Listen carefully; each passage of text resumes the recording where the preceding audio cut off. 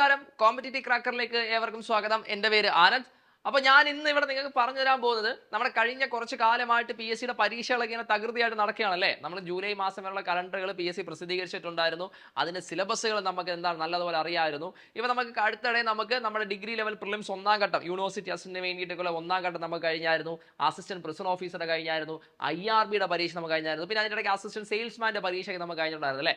അപ്പോൾ ഈ ഒരു 4 പരീക്ഷയുടെ ചോദ്യങ്ങൾ അനലൈസ് ചെയ്തതും അതേപോലെ തന്നെ കഴിഞ്ഞ കുറച്ച് 4-5 മാസമായിട്ട് പി എസ് സി നടത്തുന്ന വിവിധ പരീക്ഷകളുടെ ചോദ്യങ്ങൾ അനലൈസ് ചെയ്തതിൽ നിന്നും നമ്മുടെ പി എസ് സിയുടെ ഈ പറയുന്ന ചോദ്യങ്ങൾ ഏറ്റവും കൂടുതൽ റിപ്പീറ്റ് ചെയ്ത് ഏത് സിലബസ് അനുസരിച്ച് ഏതൊക്കെ ടോപ്പിക്കിൽ നിന്നാണ് വന്നിട്ടുള്ളത് എന്നുള്ളത് ഞാൻ നിങ്ങൾക്ക് പറഞ്ഞു തരാൻ പോകുന്നത്. ഞാൻ ചോദ്യങ്ങൾ ഏതൊക്കെ വന്നു എന്നല്ല പറയാൻ പോകുന്നത്, ഏതൊക്കെ സിലബസ് അനുസരിച്ച് ഏതൊക്കെ മേഖലകളിൽ നിന്നുള്ള ചോദ്യങ്ങളാണ് വന്നിട്ടുള്ളത്, റിപ്പീറ്റ് ആയിട്ട് വന്നിട്ടുള്ളത് എന്നുള്ളത് ഞാൻ പറഞ്ഞു തരാൻ പോകുന്നത്. ഏതൊക്കെ മേഖലകളിൽ നിന്നുള്ളതാണ് പറഞ്ഞു തരാൻ പോകുന്നത്. ഓക്കെ, അപ്പൊ നമുക്ക് നോക്കാവുന്നതാണ്. ഇപ്പൊ നമുക്ക് 2 ഘട്ടമായിട്ടൊക്കെ പി എസ് സി ഇങ്ങനെ പരീക്ഷ നടത്തുന്നുണ്ടെങ്കിൽ പോലും റിപ്പീറ്റഡ് ക്വസ്റ്റ്യൻസ് വീണ്ടും വീണ്ടും വീണ്ടും എന്ത് ചെയ്യുന്നുണ്ട്, പി എസ് സി വരുന്നുണ്ട് അല്ലേ. മുൻ വർഷങ്ങളിലേക്ക് പോലെ തന്നെ റിപ്പീറ്റഡ് ആണ് ക്വസ്റ്റ്യൻസ് വരുന്നുണ്ട്. അപ്പൊ ഇനി അടുത്തൊരു പരീക്ഷയ്ക്ക് തയ്യാറെടുക്കുന്ന ആൾക്കാർ ഞാൻ ഈ പറഞ്ഞു തരാൻ പോകുന്ന അവരുടെ സിലബസിനകത്ത് അല്ലെങ്കിൽ അവരുടെ സ്റ്റഡി ടൈം ടേബിളിൽ ഞാൻ ഇനി പറഞ്ഞു തരാൻ പോകുന്ന മേഖലകളിൽ കൂടെ നിങ്ങൾ എന്ത് ചെയ്യുക, അത് കുറച്ചുകൂടെ പ്രാധാന്യത്തോടെ ഇൻക്ലൂഡ് കുറച്ചുകൂടെ ടൈം കൊടുത്ത് നിങ്ങൾ എന്ത് ചെയ്യുക, പഠിക്കണം കേട്ടോ. അപ്പോൾ അടുത്തൊരു പരീക്ഷയ്ക്ക് നിങ്ങൾക്ക് ഈസി ആയിട്ട് നിങ്ങൾക്ക് എന്ത് ചെയ്യാൻ പറ്റുന്നതായിരിക്കും, കട്ട് ഓഫ് ക്ലിയർ ചെയ്ത് പോകാൻ പറ്റുന്നത് ആയിരിക്കും കേട്ടോ. അപ്പോൾ ഏതൊക്കെ മേഖലയിൽ നിന്നാണ് പി എസ് സി അടുത്തിടെ റിപ്പീറ്റ് ആയിട്ട് ചോദ്യങ്ങൾ ചോദിച്ചിട്ടുള്ളത് എന്നുള്ളത് ഞാൻ നിങ്ങൾക്ക് പറഞ്ഞു തരാൻ ശ്രദ്ധിക്കാം. ഓക്കെ, അപ്പോൾ നമുക്ക് ഹിസ്റ്ററിയിൽ തന്നെ തുടങ്ങാം. ഹിസ്റ്ററി നമുക്ക് നോക്കുമ്പോൾ നമ്മുടെ സിലബസിനകത്ത് നമുക്ക് ഇന്ത്യൻ ഹിസ്റ്ററി ഉണ്ട്, വേൾഡ് ഹിസ്റ്ററി ഉണ്ട്, കേരള ഹിസ്റ്ററി, ഇത് 3 നമുക്ക് പ്രധാനമായിട്ട് നമുക്ക് തന്നിട്ടുള്ളത്. ഓക്കെ, അപ്പോൾ ഇതിനകത്ത് ഏറ്റവും കൂടുതൽ റിപ്പീറ്റ് ആയിട്ട് ചോദ്യങ്ങൾ വന്നിട്ടുള്ളത് നമ്മുടെ ഇന്ത്യൻ ഇൻഡിപെൻഡൻസിൽ തന്നെയാണ്. ഇന്ത്യൻ ഇൻഡിപെൻഡൻസ് മൂവ്മെന്റിലാണ് ഏറ്റവും കൂടുതൽ ചോദ്യങ്ങൾ വന്നിട്ടുള്ളത്. പിന്നെ അതിനുശേഷം 1857 റിവോൾട്ട്, അതായത് നമ്മുടെ ഫസ്റ്റ് വാർ ഓഫ് ഇൻഡിപെൻഡൻസുമായിട്ട് ബന്ധം, അവിടെ നമ്മുടെ വൈസ്രോയ്മാരുടെ ഗവർണർ ജനറൽമാരുടെ കാര്യമൊക്കെ ബ്രിട്ടീഷുകാരുടെ സാമ്രാജ്യവുമായിട്ട് ബന്ധപ്പെട്ട കാര്യങ്ങളൊക്കെ നമുക്ക് ഈ ഒരു മേഖലയിൽ നമ്മൾ ചോദിച്ചിട്ടുണ്ട്.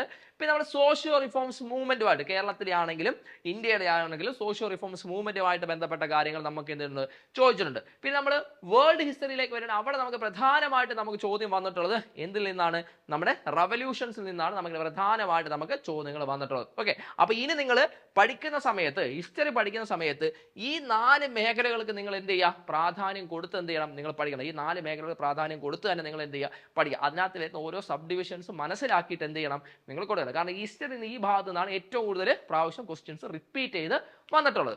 ഓക്കെ, പിന്നെ നമ്മൾ ജോഗ്രഫിയിലേക്ക് വരികയാണെങ്കിൽ അവിടെ നമുക്ക് ക്വസ്റ്റ്യൻസ് ഏറ്റവും കൂടുതൽ റിപ്പീറ്റ് ചെയ്ത് വന്ന അടുത്ത നടന്ന പരീക്ഷയുള്ള അറ്റ്മോസ്ഫിയർ ആണ്. അറ്റ്മോസ്ഫിയറിന്റെ സ്ട്രക്ചറുമായിട്ട് വന്നു. ഇപ്പൊ കഴിഞ്ഞ ദിവസം കഴിഞ്ഞാൽ നമ്മുടെ IRBക്ക് അത് തന്നെയാണെങ്കിലും നമുക്ക് സ്ട്രാറ്റോസ്ഫിയറും ട്രോപ്പോസ്ഫിയറും ഒക്കെ ആയിട്ട് ബന്ധപ്പെട്ട ചോദ്യങ്ങളൊക്കെ നമുക്ക് ഉണ്ടായിരുന്നു അല്ലേ. അപ്പൊ അറ്റ്മോസ്ഫിയറുമായിട്ട് ബന്ധപ്പെട്ട ചോദ്യങ്ങൾ നമുക്ക് എന്ത് ചെയ്യണം, നല്ലതുപോലെ നിങ്ങൾ ആ ഒരു മേഖല നിങ്ങളോട് പഠിക്കുക. അറ്റ്മോസ്ഫിയർ സ്ട്രക്ചറാണ് പ്രധാനമായിട്ട് നിങ്ങൾ പഠിക്കേണ്ടത്. ഓക്കെ, പിന്നെ ടെമ്പറേച്ചറും പ്രഷർ ബെൽറ്റുമായിട്ട് ബന്ധപ്പെട്ട കാര്യങ്ങൾ പഠിക്കണം. ടെമ്പറേച്ചറും പ്രഷർ ബെൽറ്റും അത് നമുക്ക് റിപ്പീറ്റ് ചെയ്ത് നമുക്ക് ചോദിച്ചിട്ടുണ്ട്.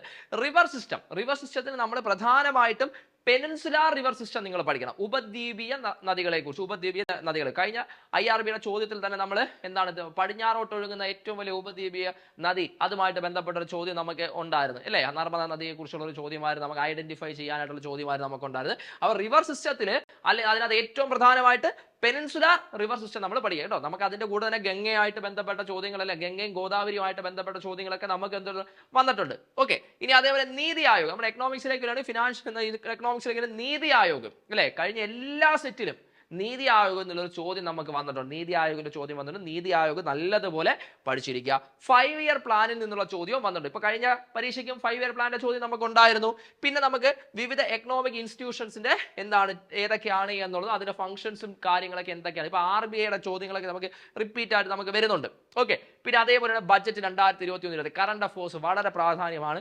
2023-24 ബഡ്ജറ്റ് നല്ലതുപോലെ നിങ്ങൾ എന്ത് ചെയ്യുക, പഠിച്ചോട്ട് നിങ്ങൾ പോകണം. അതിൽ നിന്നൊരു ക്വസ്റ്റ്യൻ ഷുവർ ഷോർട്ട് ആണ്. എവിടെ നിന്നാണ് നമ്മൾ ചോദിച്ചത്, ചിലപ്പോൾ എക്കണോമിക്സിന്റെ ഭാഗത്ത് ചോദിക്കാം, കറണ്ട് അഫയേഴ്സിന്റെ ഭാഗത്ത് ചോദിക്കാം, എവിടെ നിന്ന് വേണോ നമുക്ക് എന്ത് ചെയ്യാം ചോദിക്കാം. യൂണിയൻ ബഡ്ജറ്റ് 2023-24 നല്ലതുപോലെ പഠിച്ചിട്ട് എന്ത് ചെയ്യണം, പോകണം കേട്ടോ. ഓക്കെ, ഈ നമ്മൾ ഭരണഘടനയിലേക്കൊക്കെ നമ്മൾ വരികയാണെങ്കിൽ കോൺസ്റ്റിറ്റ്യൂവന്റ് അസംബ്ലി അല്ലെ, കോൺസ്റ്റിറ്റ്യൂവന്റ് അസംബ്ലി അതിനകത്ത് പ്രധാനമായിട്ട് ഒരു റിപ്പീറ്റ് ആയിട്ട് ചോദ്യം ചോദിക്കാന്നുണ്ടെങ്കിൽ താഴെ തന്നിരിക്കുന്നവയിൽ ഡ്രാഫ്റ്റിംഗ് കമ്മിറ്റിയിൽ അംഗമല്ലാത്തത് ആര് എന്നുള്ള ചോദ്യമാണ് നമുക്ക് റിപ്പീറ്റ് ആയിട്ട് നമുക്ക് വന്നതാണ് അല്ലേ. നിങ്ങൾ ഇപ്പം ഒരു മനസ്സിലാക്കാൻ പറ്റുന്നുണ്ടായിരിക്കും അല്ലേ. ജവഹർലാൽ നെഹ്റു ആയിരുന്നു ഉത്തരമായിട്ട് വന്നത് അല്ലേ. അപ്പൊ കോൺസ്റ്റിറ്റ്യൂന്റ് അസംബ്ലി വളരെ പ്രാധാന്യം അർഹിക്കുന്നതാണ്. മൗലിക അവകാശങ്ങൾ പ്രാധാന്യം അർഹിക്കുന്ന മൗലിക അവകാശങ്ങൾ ഒരുപാട് വട്ടം റിപ്പീറ്റ് ചെയ്ത് വന്നിട്ടുണ്ട്. ഡയറക്റ്റീവ് പ്രിൻസിപ്പിൾസ് മാർഗനിർദ്ദേശക തത്വങ്ങൾ റിപ്പീറ്റ് ചെയ്ത് വന്നിട്ടുണ്ട്. ഫണ്ടമെന്റൽ ഡ്യൂട്ടീസുമായിട്ട് ബന്ധപ്പെട്ട കാര്യങ്ങൾ ഫണ്ടമെന്റൽ ഡ്യൂട്ടീസുമായിട്ടും ആർട്ടിക്കിളുകൾ ഇപ്പൊ ചോദിക്കുന്നുണ്ട്. ആർട്ടിക്കിൾ പ്രധാനപ്പെട്ട ആർട്ടിക്കിളുകൾ അതെന്താണ് എന്ന് പറയുന്നത് ആർട്ടിക്കിളുമായിട്ട് അനുബന്ധിച്ച് ചോദ്യങ്ങൾ വരുന്നുണ്ട്. കടമെടുത്ത ആശയങ്ങൾ ഇപ്പൊ കഴിഞ്ഞ പരീക്ഷ ബ്രിട്ടനിൽ നിന്ന് കടമെടുത്തത് ഉൾപ്പെടാത്തത് ഏത് എന്ന് ചോദിച്ചു. ഡിഗ്രി പ്രിലിംസിനാണ് എന്ന് ബ്രിട്ടനിൽ കടമെടുത്ത ആശയത്തിൽ ഉൾപ്പെടുന്ന ഏതാണ് എന്ന് ചോദിച്ചു. അപ്പോൾ ബോറോഡ് ഫീച്ചേഴ്സ് പ്രിയാമ്പിൾ കഴിഞ്ഞ പരീക്ഷയ്ക്ക് ചോദിച്ചാണ് 42ാം ഭരണഘടനാ ഭേദഗതി പ്രിയാമ്പിളിലേക്ക് കൂട്ടിച്ചേർത്ത വാക്ക് ഏത് എന്നുള്ളത് അതിന് മുമ്പത്തെ പരീക്ഷകൾക്കും ചോദിച്ചാണ്. IRBക്ക് ഉണ്ടായിരുന്നു, അതിന് മുമ്പത്തെ പരീക്ഷയ്ക്ക് ഉണ്ടായിരുന്നു. എല്ലായിടത്തും റിപ്പീറ്റ് ചെയ്ത് വന്നൊരു മേഖലയാണ് കേട്ടോ. പിന്നെ ഇവിടെ നമ്മൾ റിട്ടുകളും കൂടെ ഉണ്ട്.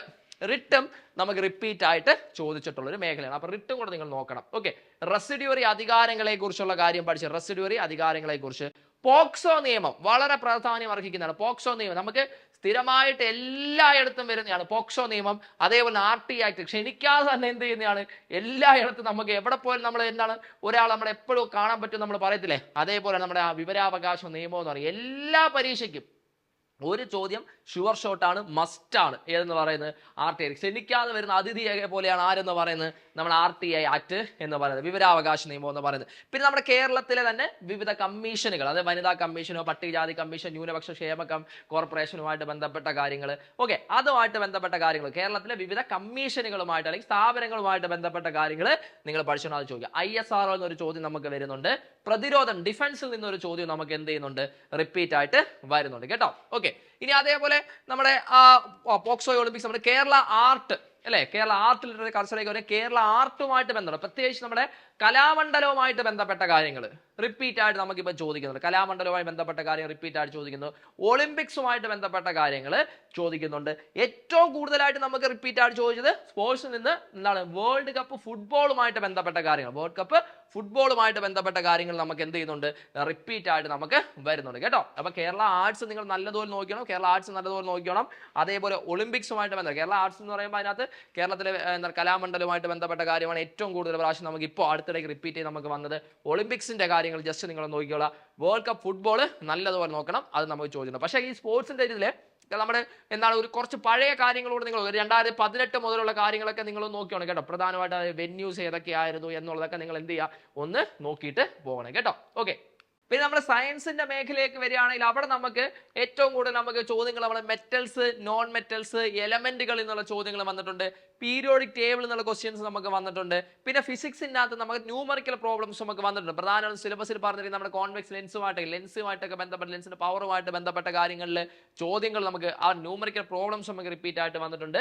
പിന്നെ നമ്മൾ ഡിസീസസ്, വൈറ്റമിൻ ഡെഫിഷ്യൻസി ആയിട്ടുള്ള അല്ലാതുള്ള ജീവകാര്യ ഡിസീസസ് ഒക്കെ ആണെങ്കിലും എല്ലാം നമുക്ക് എന്ത് ചെയ്തിട്ടുണ്ട് അത് നമ്മൾ ഡിസീസസുമായിട്ട് ബന്ധപ്പെട്ട കാര്യങ്ങൾ, ഡെഫിഷ്യൻസി ഡിസീസസുമായിട്ട് ബന്ധപ്പെട്ട കാര്യങ്ങൾ, വൈറ്റമിൻസുമായിട്ട് ബന്ധപ്പെട്ട കാര്യങ്ങളും അടുത്ത പരീക്ഷകൾ റിപ്പീറ്റ് ആയിട്ട് നമുക്ക് ചോദിച്ചിട്ടുണ്ട്. ഓക്കെ, പിന്നെ അവിടെ പൊതുജനാരോഗ്യമായിട്ട് ബന്ധപ്പെട്ട കാര്യങ്ങളും നമുക്ക് റിപ്പീറ്റ് ആയിട്ട് നമുക്ക് ചോദിച്ചിട്ടുണ്ട് കേട്ടോ. പിന്നെ വിട്ടുപോയ ഒരു കാര്യമുണ്ട്, നമ്മുടെ ഉപഭോക്തൃ സംരക്ഷണ നിയമം, കൺസ്യൂമർ പ്രൊട്ടക്ഷൻ ആക്ട്, അതുമായിട്ട് നല്ല ചോദ്യങ്ങൾ നമുക്ക് എന്ത് ചെയ്തിട്ടുണ്ട് റിപ്പീറ്റ് ചെയ്ത് നമുക്ക് തന്നിട്ടുണ്ട് കേട്ടോ. ഓക്കെ, അപ്പോൾ ഈ അടുത്ത ഒരു പരീക്ഷ ഏത് തന്നെ ആയിക്കോട്ടെ, +2 ആയിക്കോട്ടെ, ഡിഗ്രി ലെവൽ ആയിക്കോട്ടെ, 10th ലെവൽ ആയിക്കോട്ടെ, ഏതൊരു പരീക്ഷയ്ക്ക് തയ്യാറെടുക്കുന്ന ആൾക്കാരാണെങ്കിലും നിങ്ങൾ പഠിക്കുന്ന സമയത്ത്, റിവിഷൻ നടത്തുന്ന സമയത്ത് ഈ ഒരു മേഖലകൾക്ക് കൂടെ എന്ത് ചെയ്യുക നിങ്ങൾ പ്രാധാന്യം കൊടുത്ത് നിങ്ങൾ എന്ത് ചെയ്യുക പഠിക്കുക കേട്ടോ. ഓക്കെ, അപ്പോൾ നമ്മൾ ഇനി അടുത്തൊരു സെഷനിൽ ഞാൻ എന്ത് ചെയ്യാം ഇതേപോലെ നമുക്ക് ഈ റിപ്പീറ്റഡ് ആയിട്ട് വന്നിട്ടുള്ള ചോദ്യങ്ങൾ ഏതൊക്കെയാണ് എന്ന് വെച്ചുകൊണ്ട് അതിൻ്റെ ഒരു എന്താണ് എക്സ്പ്ലനേഷൻ, ഡീറ്റെയിൽഡ് എക്സ്പ്ലനേഷൻസ് വെച്ചുകൊണ്ട് എന്ത് ചെയ്യാം ഒരു വീഡിയോ കൂടെ നിങ്ങൾക്ക് ചെയ്തു തരാം. Okay, thank you.